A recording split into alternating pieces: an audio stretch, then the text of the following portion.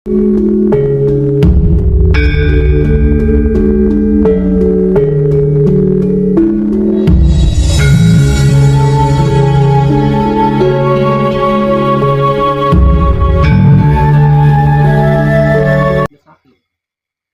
perhatikan kata-kata saya. Ada yang mengalami kesulitan gemblengnya. Paham nggak dengan pertanyaan saya? Jadi jangan yang lain ya, jangan yang lain. Ada yang mengalami kesulitan gemblengnya? Ada nggak? Nah, jangan diem aja, saya nanya. Ada. Cuma satu yang nggak ada, berarti yang lainnya mengalami kesulitan. Coba uraikan kesulitannya apa?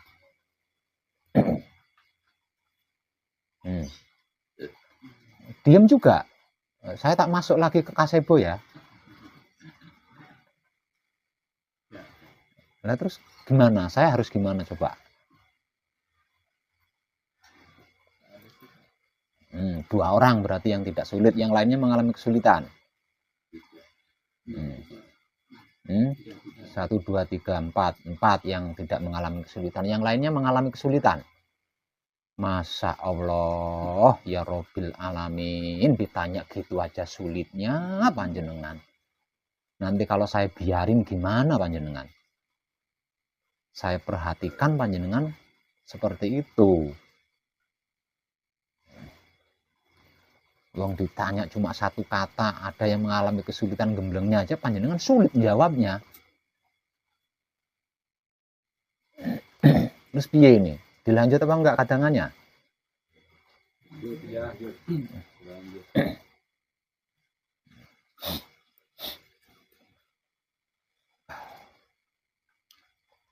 Untuk mencapai sebuah pencerahan, kita itu harus berkomunikasi. Ya, kita itu harus berkomunikasi, dan saya sedang berusaha mengajak panjenengan berkomunikasi. Jadi jangan menolak. Kalau panjenengan menolak saya ajak komunikasi, lah terus harus bagaimana? Wong ini tentang pengkajian diri. Jadi kalau saya nanya, agar terjadi komunikasi panjenengan jawab gitu. Jangan seperti patung, ya nanti saya suruh masuk sumur, jangan brus langsung masuk sumur gitu. Terus saya kalungi bom, saya suruh ngebom hotel, ngebom masjid, ngebom gereja, langsung panjenengan ngebom gitu. Jangan seperti itu.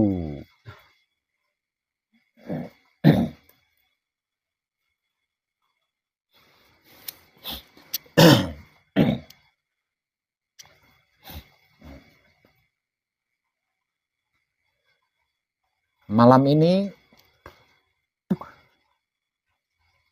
ada yang sudah sampai di tahapan manunggal jati? Ada. Siapa saja? Panjenengan. Coba yang di tahapan manunggal jati ke sini.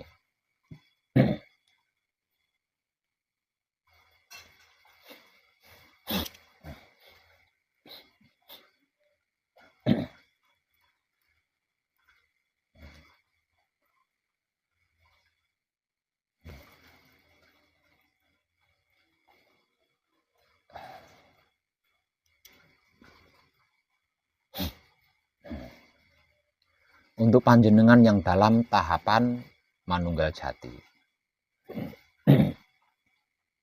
Lah, moral di dalam manunggal jati ini loh yang tidak semua orang yang dalam keadaan manunggal jati itu mau. Moralnya orang-orang yang dalam keadaan manunggal jati itu tidak semua orang yang dalam keadaan manunggal jati itu bersedia atau mau.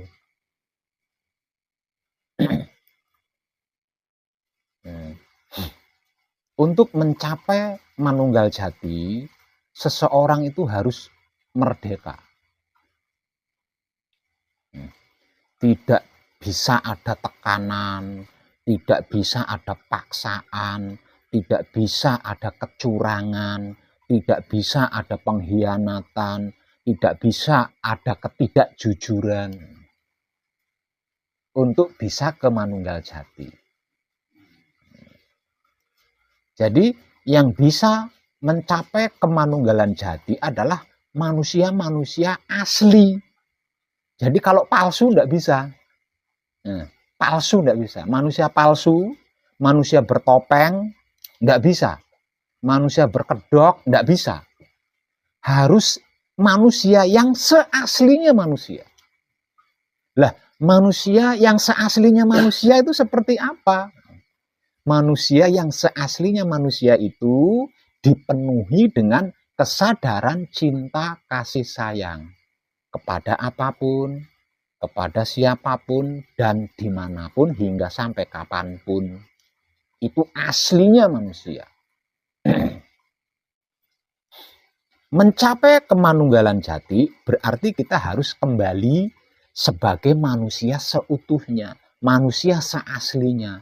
Lah, wahyu pancagaib dipraktekkan dengan sikap dan sifatnya wahyu pancagaib itu sendiri, yaitu wahyu pancalaku atau iman adalah sarana untuk mengembalikan manusia seutuhnya dari kelebihan dan kekurangannya.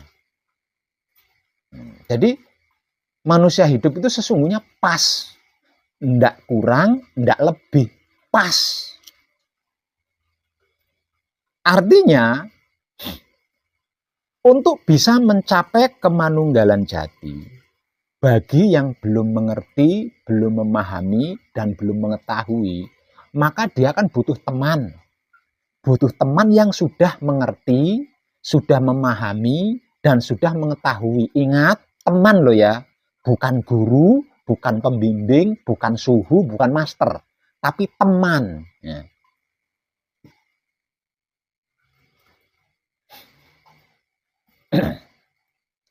Lah, antara yang sedang berusaha mencapai dengan yang menemani, ini harus gini.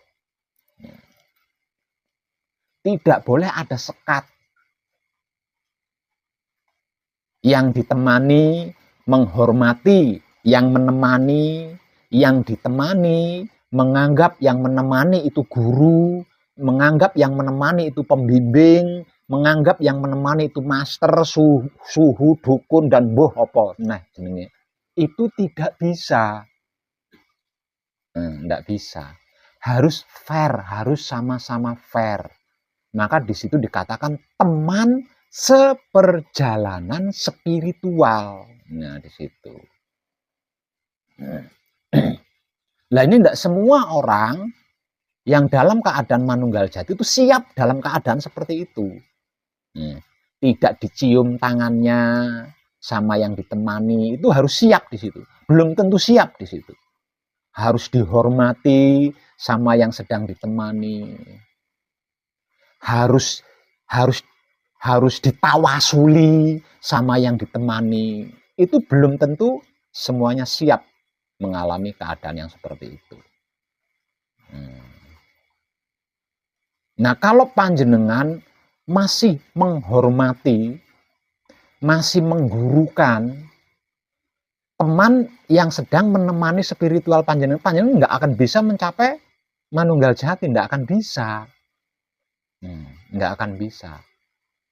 Makanya di hampir setiap kadangan saya selalu berusaha mengakrabkan diri sama panjenengan agar panjenengan tidak memandang saya sebagai guru, agar panjenengan tidak mencerna saya sebagai pembimbing, melainkan sebagai kadang, ya, sebagai kadang.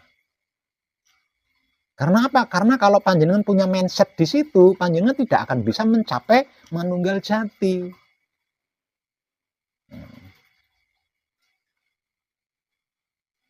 Penampilan saya ini salah satu bentuk teknik saya untuk mengakrabkan diri sama panjenengan.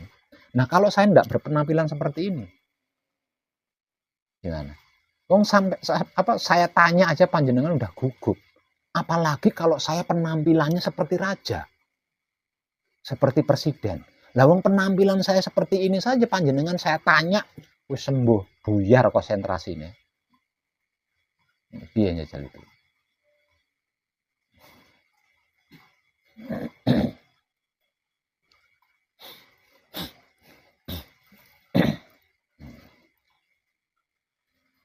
Panjenengan tahu nggak apa itu teman? Nah kalau panjenengan tahu, saya nanya lagi, panjenengan tahu nggak apa itu teman seperjalanan? Bagaimana itu teman seperjalanan?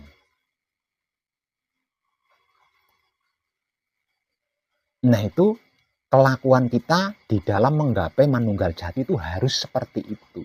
Harus seperti teman di dalam perjalanan menuju sesuatu tempat. Harus seperti itu. Jadi berat sama dipikul, ringan sama dijinjing. Itu namanya teman seperjalanan. Dan saya sedang berusaha seperti itu sama panjenengan, sama semuanya. Gitu loh. Sama semuanya.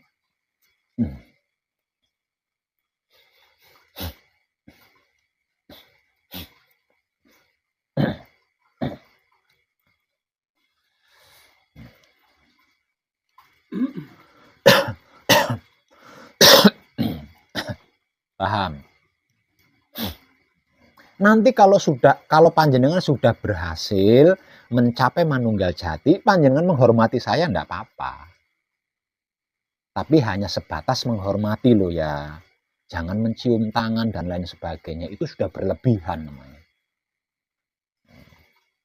Jadi ikatan kita, hubungan kita itu adalah kadang.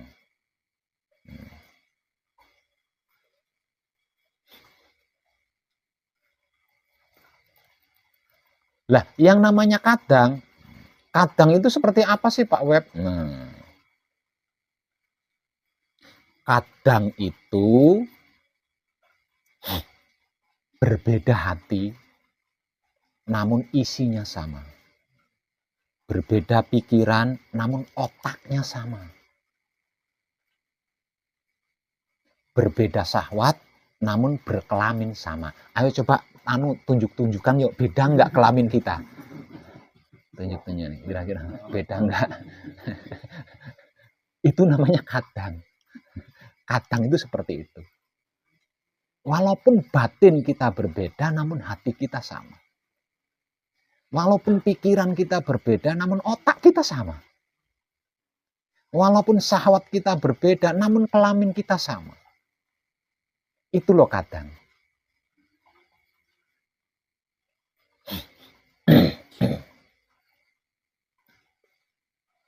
Satu kesandung, yang lainnya ikut merasakan sakit.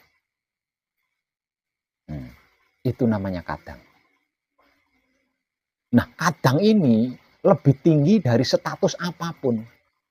Secara awam, status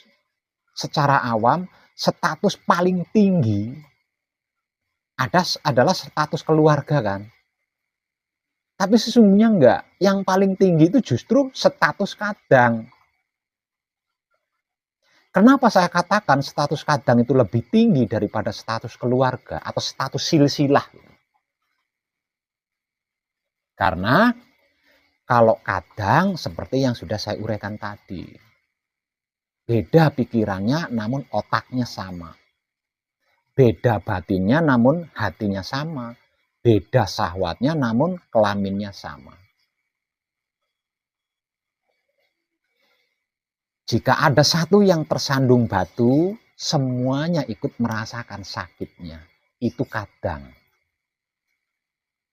Nah, kalau keluarga, tidak sedikit bapak sama anak bertengkar bahkan saling bunuh. Ibu sama anak bertengkar bahkan saling bunuh. Tidak sedikit. Satu kandung, satu ibu, satu bapak saling bunuh hanya gara-gara warisan. Itu nggak sedikit.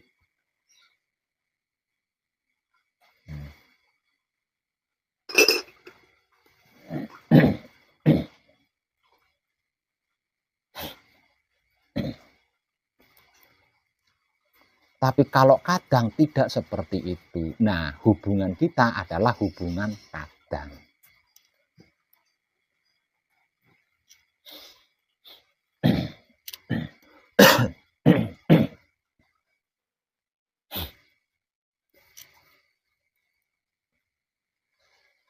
Dan kadangan kita malam ini, saya akan mengungkap tentang kesempurnaan hidup.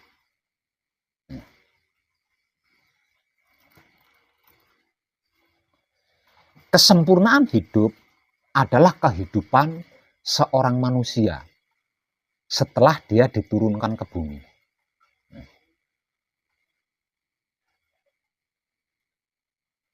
Sebelum manusia diturunkan ke bumi, tidak tersebut sebagai kesempurnaan hidup. Karena dia adalah suci. Kenapa disebut suci manusia? Sebab manusia masih sebagai Tuhan pada waktu itu. Belum berpisah dengan Tuhan. Belum berpisah dengan Maha Suci. Setelah berpisah dengan Maha Suci, tersebut sebagai manusia hidup, maka kehidupan manusia ini disempurnakan oleh Maha Suci. Nah, di dalam kesempurnaan ini tidak ada sesuatu apapun yang tidak ada di dalamnya. Di dalam kesempurnaan ini tidak ada sesuatu apapun yang di dalamnya itu tidak ada. Semuanya, segalanya, seluruhnya itu ada di dalam kesempurnaan. Dan kesempurnaan ini dimiliki oleh hidupnya manusia.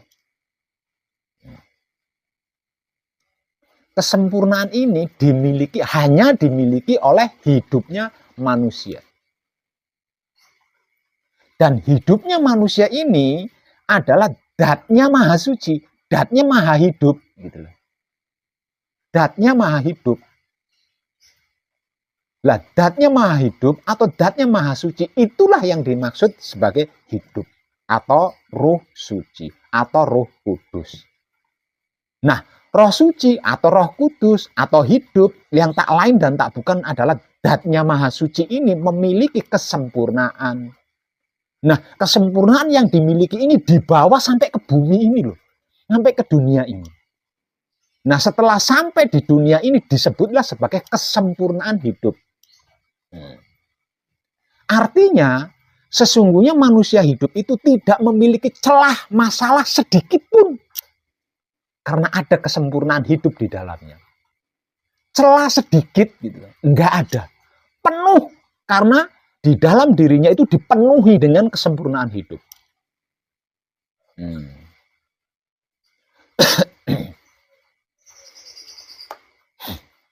Jadi terkesan aneh.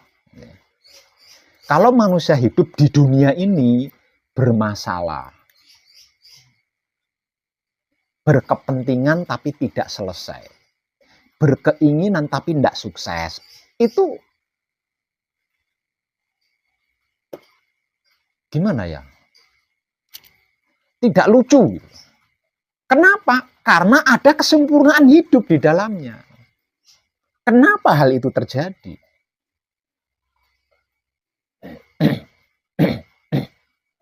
Kenapa hampir semua manusia hidup mengalami? Padahal ada kesempurnaan hidup di dalam dirinya. Itu dikarenakan satu, tidak mau diam ketika otaknya berpikir. Tidak mau diam ketika hatinya membatin. Dan tidak mau diam ketika kelaminnya bersahwat.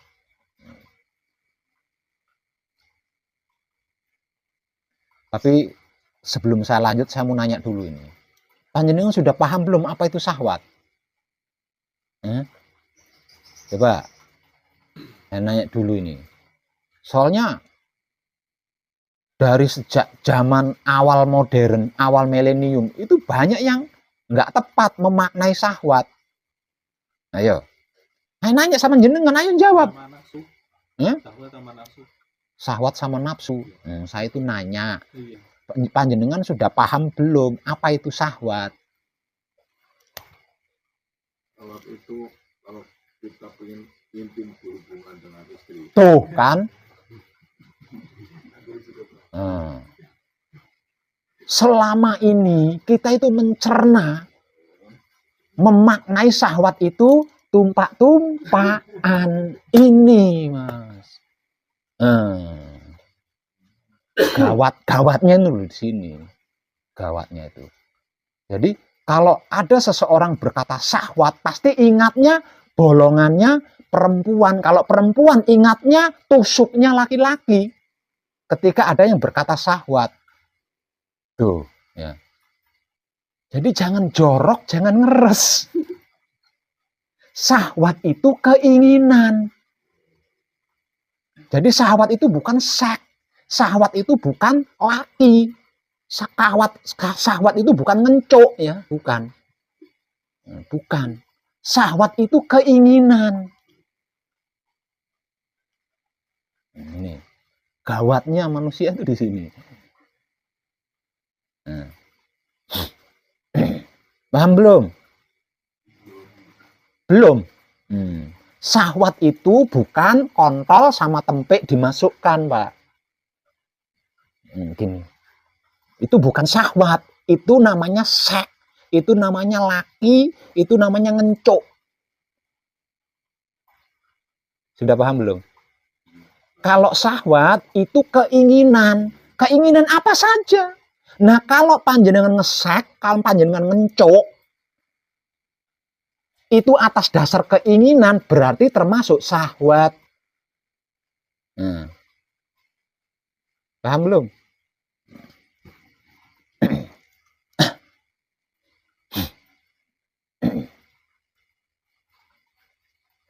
Jadi tentang apapun, kalau dasar awalnya adalah keinginan, itulah yang dimaksud syahwat.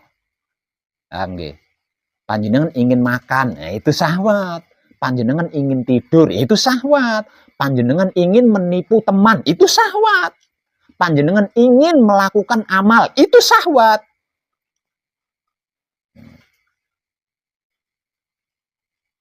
Secara simpel, syahwat adalah keinginan. Keinginan apapun.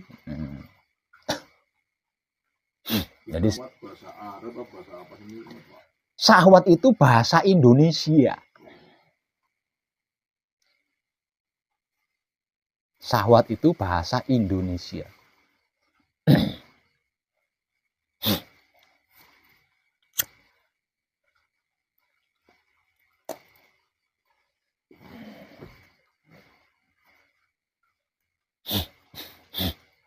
Nggih.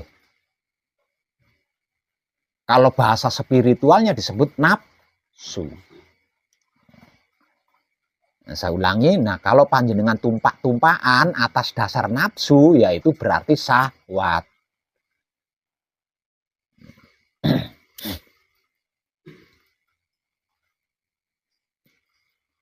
Saya ulang. Kenapa manusia hidup di dunia ini mengalami masalah-masalah? Tidak ada yang bukan masalah. Nah, masalah ini kalau dijabarkan banyak loh ya. Masalah itu yang kalau dijabarkan banyak. Kebutuhan ya masalah, kepentingan ya masalah, kekurangan ya masalah, bahkan kelebihan juga masalah. Miskin masalah, kaya masalah. Nggak punya utang masalah, punya utang masalah. Semuanya masalah. Tenang masalah, tidak tenang masalah. Bahagia masalah, tidak bahagia masalah. Semuanya jadi masalah. Semuanya jadi masalah. Beragama masalah, tidak beragama juga masalah. Kenapa manusia mengalami semua itu? Dikarenakan otaknya tidak mau diam ketika berpikir. Hatinya tidak mau diam ketika membatin. Kelaminnya tidak mau diam ketika bersahwat. Ayo. Jangan salah paham lagi nanti. Nanti saya ngulang lagi nih. Soalnya kalau saya ulang saru ini. Aslinya saru. Tapi saru temenan kan? Nah, itu. Kalau diungkap blak kotak tanpa tede ngaling-aling seperti itu loh. Seperti itu. Nah, kalau tidak blak kotak tanpa tede ngaling-aling, oh panjenengan bulet di situ nggak paham-paham jenengan.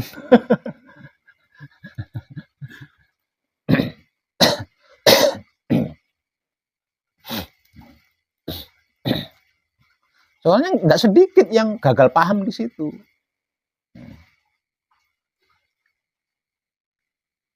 Ketika saya berkata, jaga kebersihan otak atau pikiran, jaga kebersihan hati atau batin, jaga kebersihan kelamin atau syahwat. Wah, berarti nggak boleh berhubungan intim nih, nggak boleh ngesek nih. Karena gagal paham di situ. Memaknai syahwat adalah seks.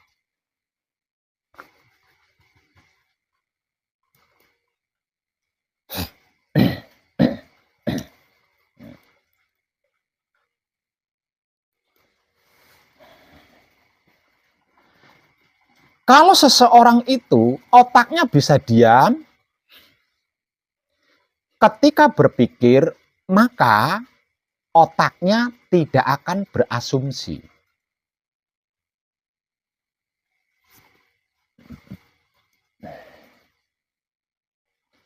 Ketika hati seseorang tidak bisa diam ketika membatin, maka hatinya akan memanipulasi apa yang diasumsi oleh otaknya.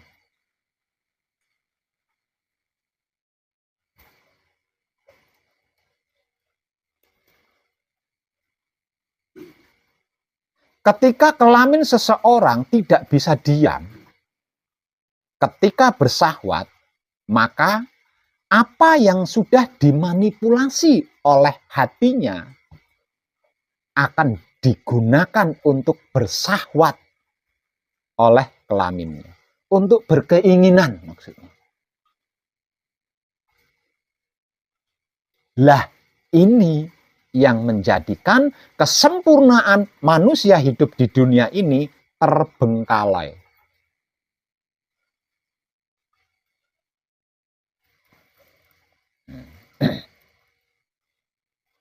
Saya pernah bertemu dengan seorang master dari Amerika. Satu kata yang membuat saya pada waktu itu merenung sangat dalam. Beliau berkata, otaknya orang Indonesia itu mahal harganya.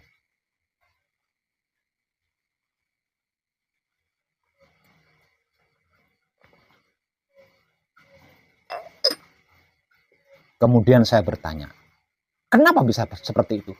Karena otaknya orang Indonesia itu masih orisinil, belum pernah terpakai.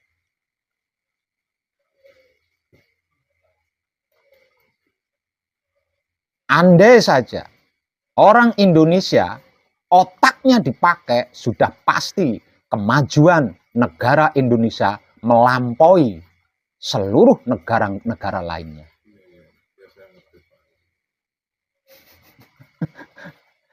Lah terus selama ini orang Indonesia pakai apa? Dengkul. Pakainya dengkul. Bagaimana tidak? Ilmu macam apapun ada di Indonesia. Ilmu macam apapun ada di Indonesia. Ilmu jenis apapun ada di Indonesia. Tapi kenapa orang luar negeri sudah berbicara planet, orang Indonesia masih berbicara dapur?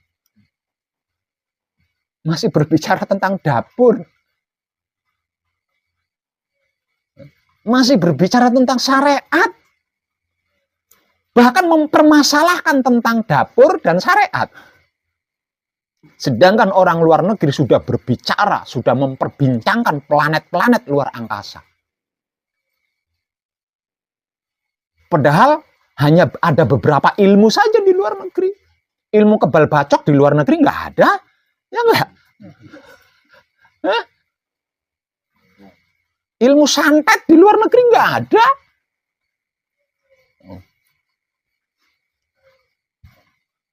Itu.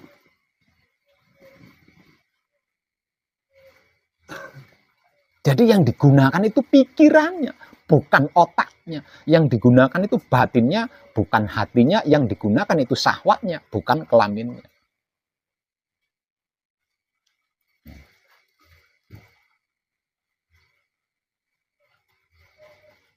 Andai saja seseorang itu otaknya mau diam ketika dia berpikir, hatinya mau diam ketika dia membatin, kelaminnya mau diam ketika dia bersahwat, maka otak itu akan berfungsi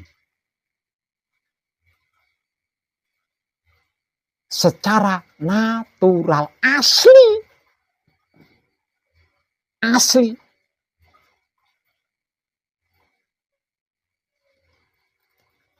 Tanpa asumsi di dalamnya, tanpa manipulasi di dalamnya, tanpa politik di dalamnya. Natural, asli. Itulah keaslian kesadaran manusia hidup yang sesungguhnya adalah kesempurnaan yang sangat luar biasa. Namun kesempurnaan ini menjadi tidak nampak, bahkan terbengkalai, nyaris tidak pernah digunakan sama sekali.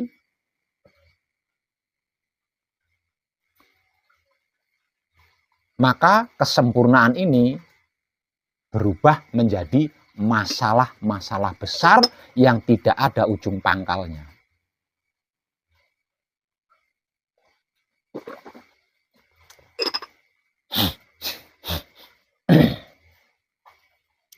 Sebab karena itu, tentang diam ini saya motivasikan paling utama di dalam manekung atau gembleng. Sebab karena itu, diam ini saya motivasikan menjadi motivasi pertama dari saya selama panjenengan manekung atau gembleng. Karena tidak ada cara lain.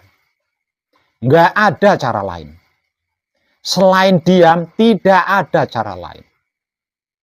Karena kita semua sudah terlanjur asik tidak diam. Jadi diam ini menjadi rumit.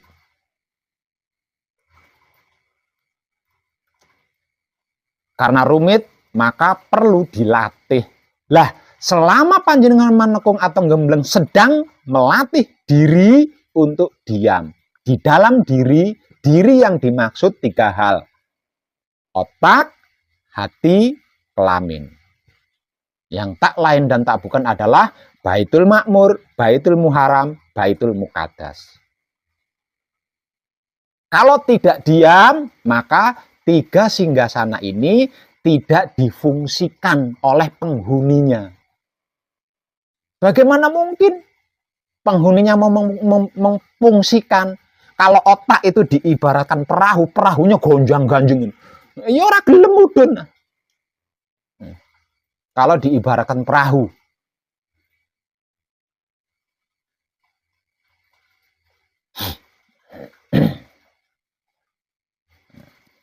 Nah, dari sini kita bisa mengambil kesimpulan bahwasannya yang lebih tinggi di dalam spiritual selain diam tidak ada. Karena tidak semua orang bisa diam. Kalau tidak melatih diri secara khusus atau manekung atau gembleng. Atau mengalami mati sakjeroning urip. Jadi untuk bisa melatih diri agar supaya bisa diam, siapapun takut atau tidak takut harus bersedia mengalami mati sakjeroning urip. Jadi mati sakjeroning urip itu adalah satu-satunya cara untuk menempuh diam. Lah, diam ini adalah sistem kerjanya manunggal jati. Jadi sistem kerjanya manunggal jati itu adalah diam.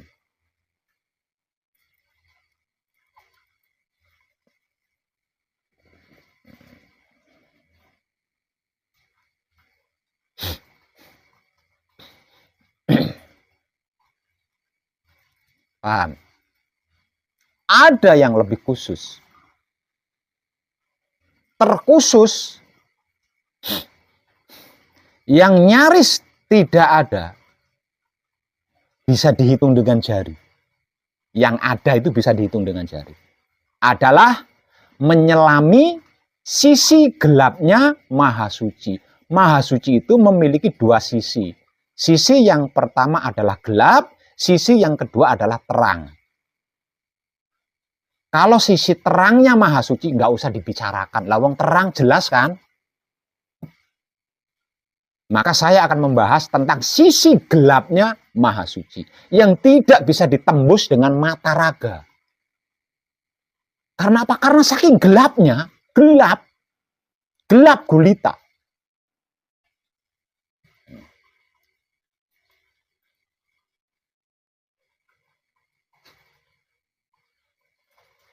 Lah, sisi gelapnya Maha Suci inilah awal mula kejadian. Sisi gelapnya Maha Suci inilah awal mulanya ada kejadian. Dan kejadian apapun termasuk sisi terang, itu kejadiannya di dalam sisi gelapnya Maha Suci. Maka dikatakan tidak ada apa-apa. Sesungguhnya ada, namun dikarenakan gelap gulita maka tidak nampak apa yang ada di dalamnya.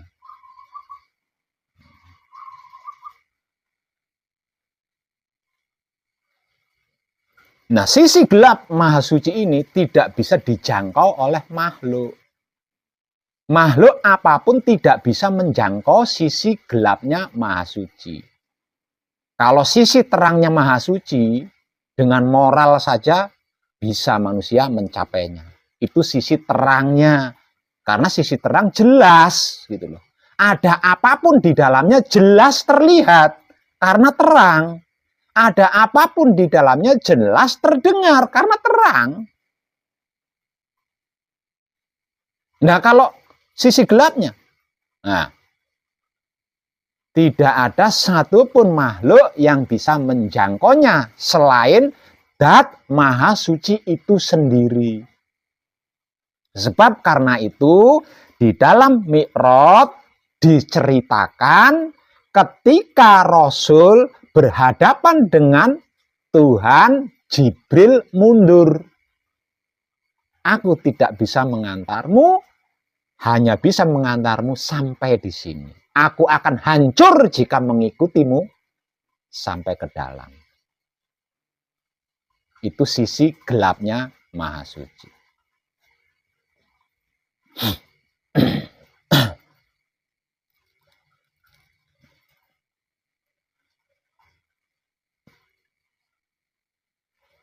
Lah, untuk mendapat pencerahan tentang sisi gelapnya Maha Suci ini, hanya hidup yang bisa melakukan.